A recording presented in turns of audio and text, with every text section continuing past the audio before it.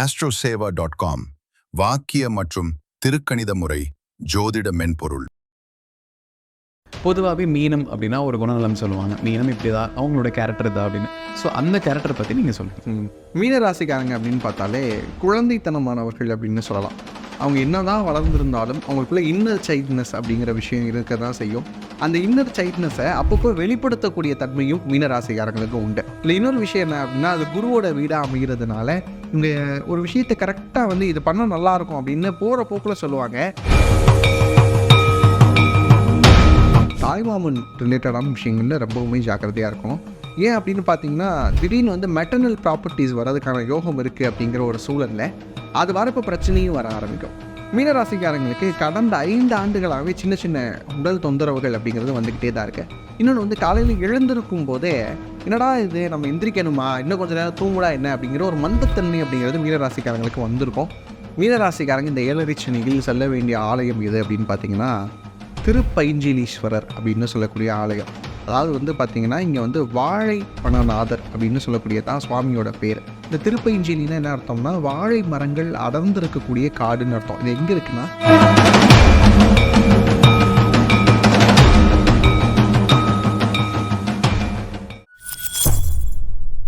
பக்தி பிளஸ் நேரவருக்கும் வணக்கம். இன்று நம்மோட பேர் இண்டோ மாடர்ன் ஆஸ்ட்ரோலஜர் பாலு அனந்த் அவர்கள். வணக்கம் சார். வணக்கம். மீனராசினியர்களுக்கு இந்த வாக்கிய சனி பயிற்சி பண்ணி என்னெல்லாம் நடக்க போகுது, அவங்க லைஃப்ல இன்னும் பெரிய மாற்றங்கள் இருக்குது அப்படிங்கிறத இந்த பதிவில் முழுமையாக பார்க்கலாம். பொதுவாகவே மீனம் அப்படின்னா ஒரு குணநலம் சொல்லுவாங்க. மீனம் இப்படி தான் அவங்களோட கேரக்டர் தான் அப்படின்னு. ஸோ அந்த கேரக்டரை பற்றி நீங்கள் சொல்லுங்கள். மீனராசிக்காரங்க அப்படின்னு பார்த்தாலே குழந்தைத்தனமானவர்கள் அப்படின்னு சொல்லலாம். அவங்க என்ன தான் வளர்ந்துருந்தாலும் அவங்களுக்குள்ள இன்னர் சைல்ட்னஸ் அப்படிங்கிற விஷயம் இருக்க தான் செய்யும். அந்த இன்னர் சைல்ட்னஸை அப்பப்போ வெளிப்படுத்தக்கூடிய தன்மையும் மீனராசிக்காரங்களுக்கு உண்டு. சில நேரங்களில் வந்து குழந்தைகள் விளையாடிக்கிட்டு இருக்கிறாங்க அப்படின்னு சொன்னால், அந்த இடத்துல தன்னை குழந்தையாகவே பாவிக்கக்கூடியவங்க யார் அப்படின்னு பார்த்தா மீனராசிக்காரங்க. ஒரு திருவிழாவுக்கு போனாங்க அப்படின்னா அவங்களுக்கு பழமையான நினப்பு அப்படிங்கிறது ரொம்ப அதிகமாக வரும்.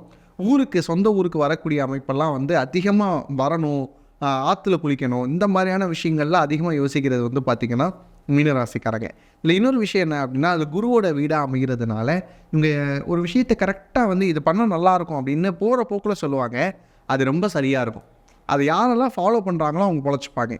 போகிற போக்கில் சொல்கிற மாதிரி இருக்கும், ஆனால் ரொம்ப சரியாக இருக்கும். இது மற்றவங்களுக்கு சரியாக இருக்கும். இவங்க என்ன பண்ண மாட்டாங்க அப்படின்னா, தனக்குன்னு ஒரு விஷயத்தை ரொம்பவுமே யோசித்து செயல்பட மாட்டாங்க. மற்றவங்களுக்கு நல்லா அட்வைஸ் பண்ணுவாங்க, ஆனால் தன்னுடைய வாழ்க்கையில் என்ன செய்யணும் அப்படிங்கிற ஒரு குழப்பம் அப்படிங்கிறது அவங்களுக்குள்ளே இருந்துகிட்டே தான் இருக்கும். இதுதான் மீனராசிக்காரங்களுடைய இயல்பாகவே அமையும். மீனராசினியர்களுக்கு இந்த வாக்கிய சனி பயிற்சி பெண் ஒரு வாழ்வியலில் ஒரு மாற்றம் இருக்குது. அவங்களுக்கு ஒரு குணநலத்திலேயோ ஏதோ ஒரு விஷயங்கள் மாறுது அப்படின்னா எந்தெந்த விஷயங்கள்லாம் மாறும் சார்? மீனராசிக்காரங்களுக்கு சில சமயங்களில் வந்து சல்லுன்னு கோவம் வந்துடும். உடனே கோவப்பட்டுருவாங்க. ஆனால் ரொம்ப அமைதியாக இருக்கிறதோ அவங்க தான். அந்த கடல் பொங்குற மாதிரியான விஷயம், திடீர்னு பொங்குற மாதிரியான விஷயம், அதெல்லாம் இன்னைக்கு குறைய போதுங்க. ஏன்னா சனீஸ்வர பகவான் வாழ்க்கைனா என்ன அப்படிங்கிறத உங்களுக்கு டீச் பண்ண போகிறாரு. அப்படி இருக்கக்கூடிய சூழலில் இதெல்லாம் தப்புப்பா, இவ்வளோ கோவலாம் ஆகாது அப்படின்னு சொல்லிட்டு பக்கத்துலேயே இருந்து டீச் பண்ண போகிறார். இல்லையா, உங்கள் ராசியில் தான் இருக்கிறாரு. அப்படி இருக்கக்கூடிய காலகட்டத்தில் சனீஸ்வர பகவான் வந்து இதுதான் அப்படின்னு சொல்ல போகிறாரு. அப்போ என்ன ஆக போகுது, எதுக்கு கோவப்பட்டுக்கிட்டு, எதுக்கு எனர்ஜியை வேஸ்ட் பண்ணிக்கிட்டு, எதுக்கு ஒரு பகை உணர்ச்சி அப்படிங்கிற விஷயத்தை கொண்டு வரணும், இந்த மாதிரியான தெளிவுக்குள்ளே வர போகிறீங்க. பாரதி சொல்லுவாங்க இல்லையா, பகைவனுக்கு அருள்வாய் நன்னஞ்சே பகைவனுக்கு அருள்வாய் புகை நடுவில் தீ இருப்பதை பூமியில் கண்டோமே அப்படிங்கிற மாதிரி, அடுத்தவன் நமக்கு கெட்டதே பண்ணாலும் பரவாயில்ல, நாம் நம்ம வேலையை பார்த்துட்டு ஒதுங்கிடுவோம் அப்படின்ற மனநிலைக்கு மீனராசிக்காரங்க மாற போகிறாங்க. மீனராசினியர்களுக்கு இந்த காலகட்டத்தில் பண வரவு, பண சேர்க்கை இதெல்லாம் எப்படி இருக்க போகுது? ஏன்னா கண்டிப்பாக 7 ராசினா ரொம்ப கஷ்டப்படுற ராசினா அது மீனம் தான் எனக்கு தெரிஞ்ச வரைக்குமே. ஸோ இந்த மீனம்க்கு இந்த காலகட்டமாவது பணம் வருமா? ஈவன் அப்படி வந்தால் கூட அதை எப்படி அவங்க பாதுகாக்க முடியும்? மீனராசிக்காரங்களுக்கு இந்த 7 சனி காலகட்டத்தில், அதுவும் சனி பகவான் உங்களுக்கு யார் அப்படின்னு பார்த்தீங்கன்னா 10-11க்கு அதிபதி. 10ங்கிறது என்னது, கெரியர் பாயிண்ட்டு. 11ங்கிறது சுகஸ்தானம். இந்த 2க்கும் அதிபதியாக இருக்கக்கூடியவர் ஜென்மசனியாக உள்ள வரார். அப்படிங்கிற காலகட்டத்தில் ரொம்பவே கவனமாக இருக்க வேண்டியது எது இல்லைன்னா, வேலை சார்ந்த அமைப்புகளில் கவனமாக இருக்கணும். அதனால் பொருளாதாரம் முன்னேற்றம் தடைபடுவதற்கான வாய்ப்புகள் இருக்குது. நிறைய காசு வராமல் போகிறதுக்கான வாய்ப்பு இருக்குது. இன்னொன்று வந்து பார்த்திங்கன்னா, வீணாக உழைக்கக்கூடிய வாய்ப்பு. இந்த விழலுக்கு இறைத்த நீர் அப்படின்னு சொல்லுவாங்க இல்லையா, அது மாதிரி உங்களுடைய உழைப்பெல்லாம் வீணாக போகிறதுக்கான வாய்ப்புகள் அதிகமாக இருக்குது. அப்படிங்கிறதுல ரொம்ப கவனமாக இருக்கணும். இப்போ இந்த மெஹந்தி ஆர்டிஸ்ட் இருப்பாங்க, அதுக்கப்புறம் வந்து காஸ்மெட்டிக்ஸ் சார்ந்த இண்டஸ்ட்ரியில் இருக்கிறாங்க அப்படின்னு வச்சுக்கோங்க, மேக்கப் அந்த இண்டஸ்ட்ரியில் இருக்கிறாங்க அப்படின்னா, இவங்ககிட்ட பேசுகிறப்போ ஒரு தொகை பேசியிருப்பாங்க, பண்ணி முடிச்சதுக்கப்புறம் ரொம்ப கம்மியான தொகையை தான் இவங்க வாங்கிட்டு வர போகிறாங்க. எனக்கு இந்த மாதிரியான அமைப்பெல்லாம் ரொம்ப அதிகமாக இருக்கும். மீனவர்கள் அதிகமாக பாதிக்கப்படணும். அதுதான் ரொம்ப கஷ்டமான விஷயம். என்ன அப்படின்னா, அவங்க கஷ்டப்பட்டு கொண்டு வரக்கூடிய அந்த மொத்த மீன்களுக்கு என்ன விலையோ அது கிடைக்காது. அதுதான் இங்கே இருக்கக்கூடிய விஷயமா பார்க்குறோம். வேர்வை சிந்தி உழைக்கக்கூடிய நபர்கள் இருப்பாங்கல்ல, அவங்களுக்கான அங்கீகாரம் மீனராசியாக இருந்தாங்கன்னா ரொம்ப குறையும்.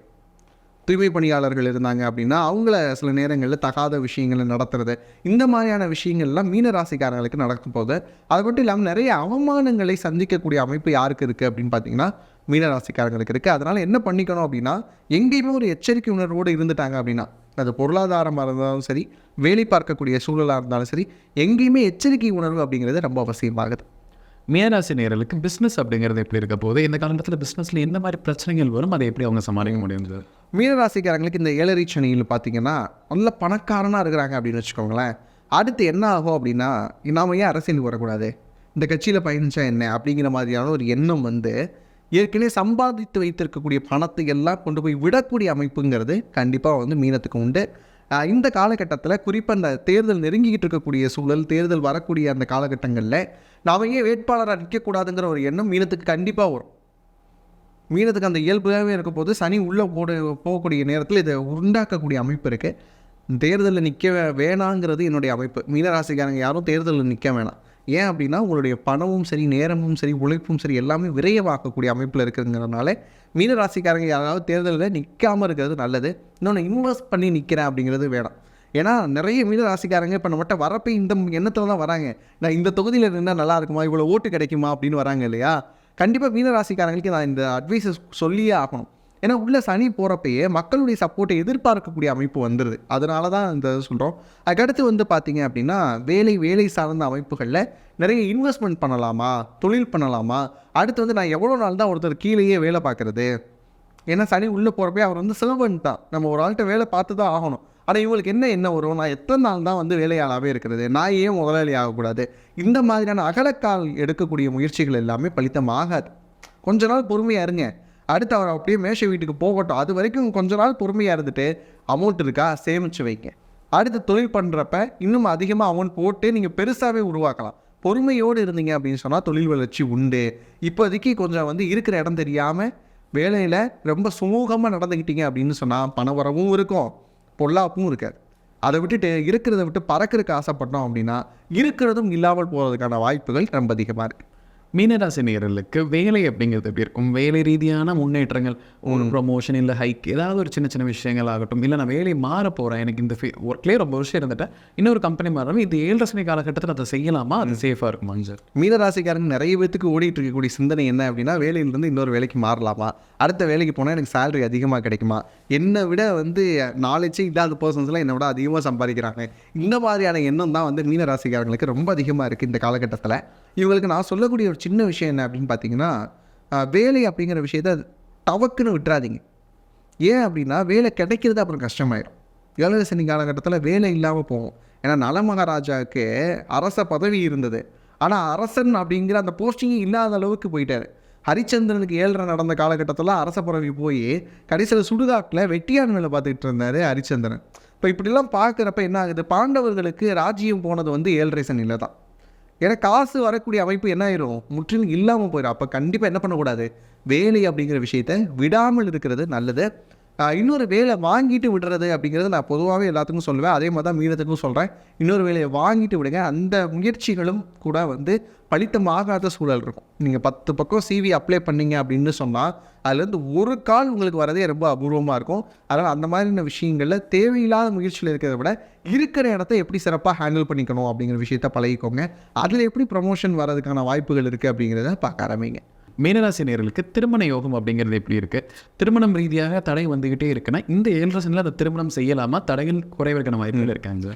மீனராசிக்காரங்களுக்கு ஒரு பாசிட்டிவான விஷயமே இந்த திருமணம் தான். இந்த 7 சனியில் கண்டிப்பாக என்ன ஆகும் அப்படின்னா, திருமண வரன்கள் கைகூடி வருவதற்கான வாய்ப்பு இருக்கும். பெண்களாக இருந்தாலும் சரி, ஆண்களாக இருந்தாலும் சரி, உறவினர்கள் மூலமாக சில வரன்கள் வருவதற்கு வாய்ப்பு இருக்குது. திடீர்னு வந்து பார்த்திங்க அப்படின்னா வீட்டுக்கு வருவாங்க, அவங்க வீட்டு விசேஷத்துக்கு பத்திரிக்கை கொடுக்க வந்திருப்பாங்க. அப்படி பார்க்குறப்ப இந்த இன்னாருடைய பையன் இருக்கிறாரு, இன்னாருடைய பொண்ணு இருக்கிறாங்க அப்படிங்கிற மாதிரியான முயற்சிகளை ஆரம்பித்து உடனே திருமணம் ஆகிறதுக்கான வாய்ப்பு யாருக்கு இருக்குது அப்படின்னு பார்த்தீங்கன்னா மீனராசிக்காரங்களுக்கு கண்டிப்பாக இருக்குது. அது மட்டும் இல்லாமல் இவங்களுக்கு ஏற்கனவே இந்த பொண்ணையோ பையனையோ தெரிஞ்சிருக்கும், ஆனால் இவங்களுடைய பெர்ஸ்பெக்டிவ் அந்த ஆங்கிளில் பார்த்துருக்க மாட்டாங்க. ஆனால் இது வந்து இவங்களுக்கு இந்த முறை வருது அப்படிங்கிற மாதிரிலாம் சொன்னதுக்கப்புறம் இவ்வளோ நாள் தெரிஞ்ச ஒருத்தவங்களே வந்து இவங்களுக்கு லைஃப் பார்ட்னராக வர்றதுக்கான வாய்ப்புகள் அப்படிங்கிறது ரொம்ப அதிகமாக இருக்கும்.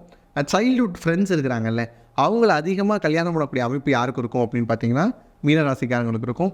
கண்டிப்பாக எச்சரிக்கையாக இருக்க வேண்டிய ஒரு விஷயம் என்ன அப்படின்னு பார்த்தீங்கன்னா, லவ்வர்ஸில் எக்ஸு அப்படின்னு சொல்கிறோம்ல, இந்த மாதிரி விட்டுட்டு போனவங்க யாராவது திருப்பி வராங்க அப்படின்னா மறுபடியும் ஒரு பெரிய குண்டா போட்டுட்டு நீங்கள் உங்கள் லைஃப்பை பாருங்கள் அப்படின்னு அனுப்பிச்சி வச்சுட்டாங்க அப்படின்னா மீனம் தப்பிச்சது.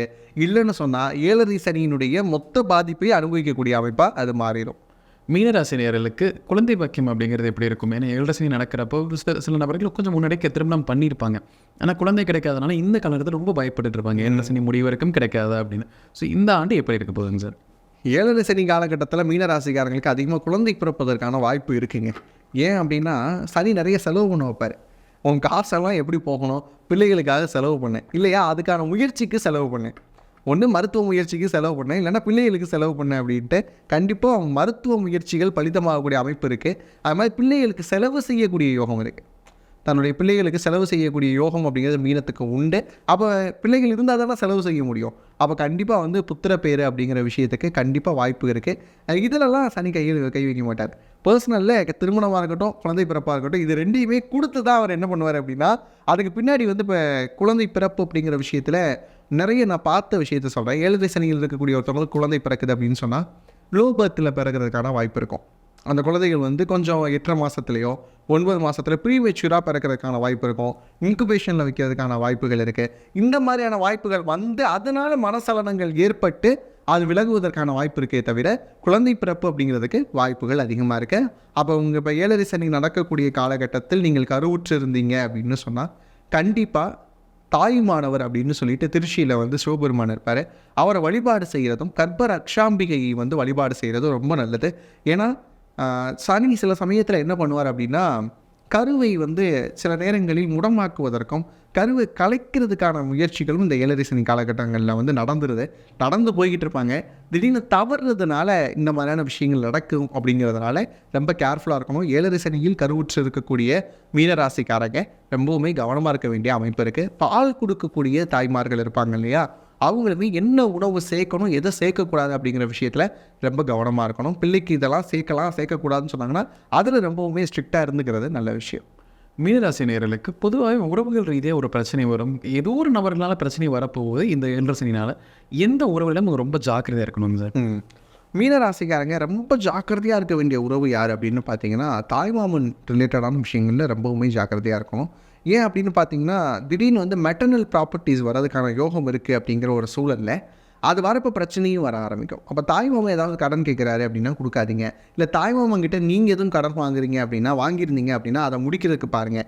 இந்த மாதிரியான சிக்கல்கள் வரதுக்கு வாய்ப்பு இருக்குது. அதே மாதிரி இளைய சகோதர சகோதரிகள் உங்களை விட எங்கரா இருக்கக்கூடிய சிஸ்டர்ஸோ பிரதர்ஸோ இருந்தாங்க அப்படின்னா அவங்கக்கிட்ட இருக்கக்கூடிய ரிலேஷன்ஷிப் அப்படிங்கிறது பாதிக்கப்படுறதுக்கான வாய்ப்பு இருக்குது. அதனால் அதில் ரொம்ப கவனமாக இருந்துட்டீங்க அப்படின்னா ரொம்ப நல்லது. மீனராசி நேயர்களுக்கு உடல்நலம் அப்படிங்கிறது எப்படி இருக்க போகுது? இந்த காலகட்டத்தில் புதிய பிரச்சனை வரக்கான வாய்ப்புகள் இருக்காங்க. மீனராசிக்காரங்களுக்கு கடந்த 5 ஆண்டுகளாகவே சின்ன சின்ன உடல் தொந்தரவுகள் அப்படிங்கிறது வந்துக்கிட்டே தான் இருக்குது. இன்னொன்று வந்து காலையில் எழுந்திருக்கும் போதே என்னடா இது நம்ம எந்திரிக்கணுமா, இன்னும் கொஞ்சம் நேரம் தூங்குடா என்ன அப்படிங்கிற ஒரு மந்தத்தன்மை அப்படிங்கிறது மீனராசிக்காரங்களுக்கு வந்திருக்கும். இன்னொன்று வந்து பார்த்திங்கன்னா யாரோ அடித்து போட்ட மாதிரி இருக்குது உடல் அப்படிங்கிற ஒரு சோர்வு அப்படிங்கிற விஷயம் இருந்துக்கிட்டே இருக்குது. இதில் இருந்தெல்லாம் ஓவர் கம் பண்ணி வர வேண்டிய அவசியத்தில் இருக்கீங்க. அதே மாதிரி ஒபிசிட்டி அப்படிங்கிற விஷயம் அதிகமாகிறதுக்கான வாய்ப்புகள் இருக்குது.